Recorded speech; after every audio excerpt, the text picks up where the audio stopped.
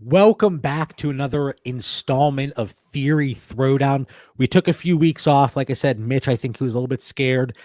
Dan, you kind of had your way with them. It was a 2-0 sweep the first 2 weeks here. Mitch, you can raise your eyebrows, but I don't know. I think you got the Miles. No, you got the Miles Sanders over Derrick Henry. Yes, right. But anyway, so I'm John Bauer. You can find me on Twitter at the Bauer Club, and then we are joined by Dan Lamagna. That's at FF Coach Dan, and Mitch Sorensen at Dino MC. If you have not checked out our YouTube podcast feed, you can find us on Stitcher, Spotify, iTunes, Podbean. And, we do our weekly show in addition to the Theory Throwdown, which is exclusive to our YouTube channel. But tonight, it's going to be a good one. It's going to be exciting. Dan, you are representing Mecole Hardman. And Mitch, you're going with Mecole Gallup. And you can see, Dan, you have all the Dallas Cowboys stuff behind you. And I have the Mecole Gallup jersey here. So I think you guys know what side I'm on. But it is my job to be impartial, completely unbiased. So tonight we are going to start with you, Dan. Mecole Hardman, why is he the preferred choice over Mecole Gallup in Dynasty? Before I give you my conviction on that, I got to say, you guys kind of boxed me in here. Like, I'm just all of a sudden started looking around and I see the Mecole Gallup jersey behind JB. I just realized the June calendar behind me for my Cowboys, and I'm going against the Cowboy tonight, has Mecole Gallup in it. So I'm hoping the stars aren't aligned, no pun intended. And I'm a big Georgia Bulldog fan. So this is fun for me, Georgia versus Dallas here. But the reason I'm probably shocking our listeners, knowing I'm such a Cowboys homer and going Mecole Hardman, is I'm trying to take my heart out of this a little bit, even though it's almost impossible. This is Dynasty football we're talking about, and this is the Dynasty Theory podcast.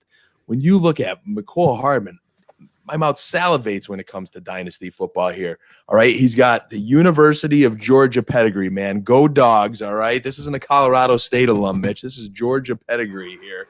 All right. He left after his junior season because he's so darn talented. All right. I have the basketball scouting report. I don't know if we can see the Mecole Hardman Go Dogs autograph there. Okay. Yes, I played basketball with Mecole Hardman a few months ago. He is as quick as a deer. Wow. You think he's fast on the football field? You should see him on the basketball court. So he is in great shape. And during that basketball game, I asked Mecole, I said, watching those Bulldog games, I don't feel like they utilized you enough. Every time you touched the ball, you did something electric. And he agreed with me. Mecole said, yes, he should have gotten the ball more at the University of Georgia. All right. So we got a talented cat here. Now, year two, he is going to take the leap in Kansas City as opposed to in Dallas, where we have the CD Lamb homecoming. Okay. CD Lamb, who is going to become the number 2 wide receiver in Dallas while Gallup goes to wide receiver 3, all right?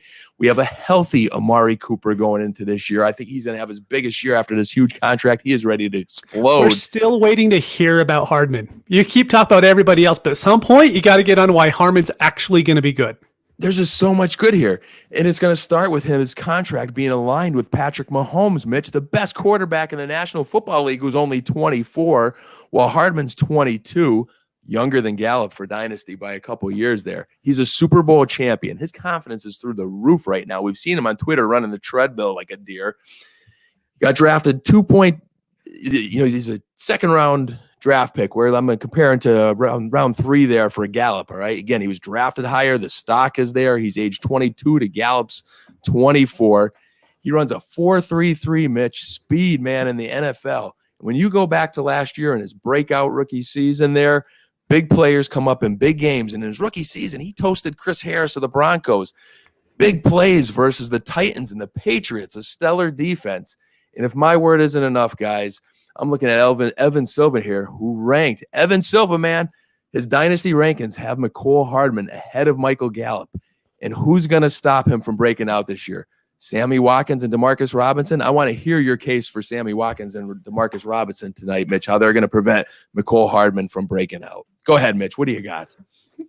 Wait, that was it? So he's really fast, and you played basketball with him, and Patrick Mahomes is a quarterback, so he's set. That's all we need. So shouldn't we just go and get Pringle? Shouldn't we just pay, drop down 20 rounds in ADP and get Byron Pringle for the exact same reasons, except for the playing basketball thing? He's fast, and Patrick Mahomes is a quarterback, so we should just grab him instead. No draft pedigree. didn't toast Chris Harris, a top elite corner last year. That's a good point. That's a good point. So let's talk about Hardman. Hardman went out and averaged amazingly 2.6 targets a game last year. I mean, that's really epic. He had a 8% target share if you round up. He ran routes on 43% of his plays, which is, it's really good for like the fourth wide receiver on a team. And then you're like, but wait, he's going to take over for Watkins, which is awesome. Watkins has also never topped 55 receptions in Kansas City with Mahomes. He's never topped 700 yards with Mahomes. He's never topped 4 touchdowns with Mahomes. So you add all that up.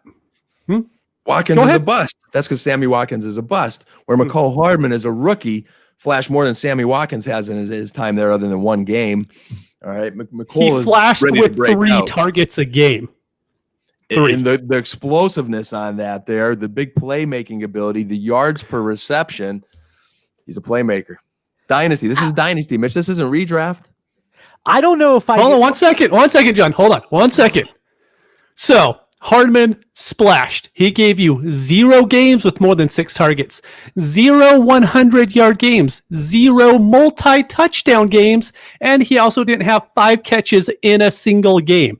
So that's awesome. He ran a couple catches, got the touchdowns, which is really good, and that's awesome. But you're telling me you're going to take him over someone who consistently, week in and week out, is going to produce for you. He still has many touchdowns. I'm throwing up my Gallup. flag. I'm throwing up the flag.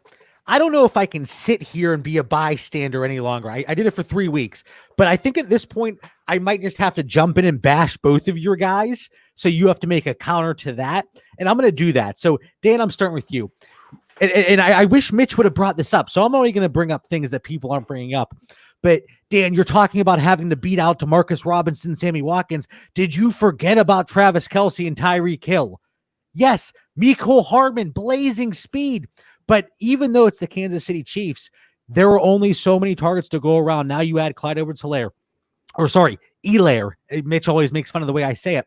And then you still have Damian Williams. You have Tyreek Hill, Travis Kelce, who's going to demand targets. Mitch, I'm disappointed that you didn't bring this up. I was getting you later, but go ahead, Dan. Hey, but all those weapons are in Dallas there. Amari Cooper, C.D. Lamb, Blake Jarwin's going to step up at tight end. You got Zeke, you got Pollard. I mean, there's plenty of weapons there too. But who are those other guys in Kansas City? He is going to be the number 2 wide receiver, while Michael Gallup is going to be the number 3 wide receiver. The only thing, Mitch, the only thing I'll say, yes, he might be the number 2 wide receiver. That does not make him the number 2 pass catcher on that team. And again, Mitch, you need to cutthroat here. All right, hold on there, John. So what we're going to do here is we're just going to skip ahead to talk about Gallup. We're going to skip over Hardman. And the reason why I was going to say that is, so Kansas City actually throws less to their wide receivers than Dallas does. Why is that? Because they have better running backs and better tight ends. But or it's because those other receivers weren't getting open. As we were talking about with Hardman, bring up Michael Gallup, because I'm ready to jump down your throat here too. As we brought up with Hardman, he got an 8% target share. Awesome. So Gallup went out. He averaged 8 targets a game. He had 112 targets with 66 receptions, 1,100 yards, 6 touchdowns, 17 yards per touch. So what you're already getting with him is you're getting opportunity. Opportunity is all we care about in fantasy football. And you could go ahead and you could talk about, Hardman is set with Mahomes for 3 years. Gallup gets Dak for 2 more, and then he's a free agent. Gallup can go out and be a wide receiver 1 for a different team as well. That will immediately jump his value just like it does for every other wide receiver in Dynasty. He had 6 games with 98 or more receiving yards, more than Hardman. He had another game with 3 touchdowns. He even missed 2 games, and he still had 1,100 yards. Hardman had like 500 in 16 games. While Hill missed time. Dan, this is a tough one for you because I don't know if there's much of a case here this week. What do you think, Dan? But here's the thing. We are talking Dynasty, and this is an important piece. And, I see our listener, Kevin Coleman. I appreciate him bringing that up there. You know, I love Michael Gallup. I'm a Cowboys fan. I'm not slandering Michael Gallup. What I'm saying is this is dynasty. I'm looking long term, guys. Isn't that what Michael we're supposed Gallup to be is doing in 24 dynasty? years old. Pull up his age again. Can I have could you just confirm that there? So he's I'm 24 going on 25 maybe. Hardman's 22. He's a young 22. So again, A young 22. Michael Gallup just turned 24. Oh my! I love him even 2 more. years. So Michael Gallup just turned 24 on my mother's birthday, March 4th. March 4th. So he turns 24. He hit his ceiling last season. Okay, he hit his ceiling. Hardman has not. Gallup had time to work with Dak. You know, he had more experience and he produced it. It was a perfect storm last year. But then he had that meniscus tear week 2. So I hope those knees are okay there, Mitchell. All right. But he was pretty good for the whole rest of the season. He might have had it week 2, but he did still have 1,100 yards after that. He had the yards. Dak's running around. He was finding Michael Gallup, just like Mahomes is going to run around and find Mecole Hardman this year. Sammy Watkins and Tyreek Hill and Kelsey Watkins and Damian Williams last year. And Edwards-Helaire. All right, last year. Let me finish here. I got some good points because you are neglecting the 11 drops of Michael Gallup last season. That's the second most in the NFL. He had CeeDee 11 Lamb's drops not because gonna he be had dropping 112 targets. Yes, because Dallas last You year. know why needed Hardman to throw didn't to have him. 11 drops? Because you he see didn't have 11 targets all year. Guys, real quick, Here's this- here's the $1 million question for Mitch, John. Here's the $1 million question. Outside of Cooper and Michael Gallup, he had Randall Cobb, who had some injuries, but there was no one else to throw to, Mitch. They didn't have the depth that the Kansas City receiving corps had. Hardman's coming into his own. Of those 6 Michael Gallup's touchdowns, half of them were in the last week. That was meaningless, week 17. Go ahead, JP. Wait, real quick. You wait there, John. Hold on. No, wait, hold on a second. Fine. Did you notice? And Dan, I hate to pick on you, but I think there's a clear winner out of these two players. But bias. You're not supposed to be biased, and you're being biased this week. Mitch, did you notice how Dan chose to bring up the depth that Kansas City had at wide receiver there? But 2.5 minutes ago, I was just Watkins, DeMarcus this year. Robinson. I was going to bring that up. Yep. So these guys are all 1 year older, but they're in the same positions. Hardman is passing them in the depth chart. He's passing them. Year 2, gentlemen. Year 2 for a rookie receiver. We know rookie receivers take some time. So wouldn't year 3 be better then? But this is dynasty. Is this redraft or dynasty? Yeah. Isn't the third year better than the second year? Since when is there a 3-year cap on dynasty? Year 2 is going to be better. This is when the breakout's going to begin for Mecole Hardman. By year 3, oh my Lord, what he's going to do with that 4.33 40 speed. The guy's amazing. All right. Look, I'm telling you. All right. We ready for the bottom line? I like this new format. It's getting hostile. I love it. Second year with Hardman is not better than the third year with Gallup, is what I'm trying to say. Gallup going into his third year is going to be more prepared than what Hardman is going to the second year, especially because he hasn't had any time to work this offseason with Mahomes, to where Gallup has already had time to work with Dak. He had more production last year. John, you haven't had anything to say about Gallup yet in the bad way. I'm waiting for one question. I swear, I'm trying to think of something because I want to be unbiased and impartial, but I want to bash both of you. But 2 years older, 11 drops.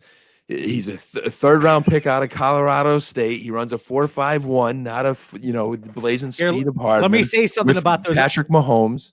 Let me say something about those drops. I did a little bit of research going into the 2019 season because, like you, Dan, I like Amari Cooper a lot. One of the biggest knocks on Amari Cooper early in his career was his drops. But then if you look around the NFL, who had some of the highest drop percentages? Devontae Adams, Julio Jones. So the tops. So I don't really know if pointing to drops is the way to win this argument. I'm just saying. There were some bad drops. And I'm just saying the ceiling is higher for Hardman and it is dynasty. It's not higher in any way. It's only higher if you played basketball with him.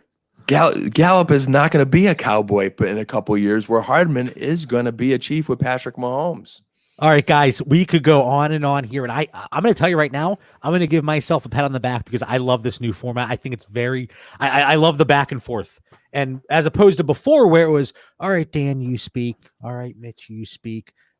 I like this. You're going at it. And next week, we're going to get two guys that actually All right, Dan, throw the yellow flag. Don't we have a closing thought each? A bottom line? Yes. Oh, don't. Okay, I just making sure you weren't skipping that. All right. Come on, no. You're getting me nervous. No, all right, Dan.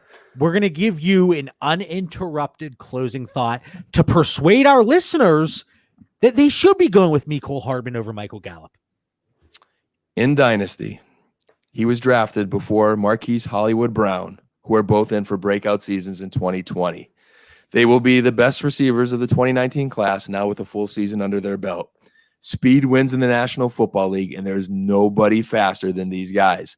Mecole Hardman, if we're looking at value too, you're going to look at Gallup's going in the 6th round, guys. I am not drafting Michael Gallup in the 6th round, but I am drafting Mecole Hardman and his value in the 8th round, and will reap the benefits for many years to come.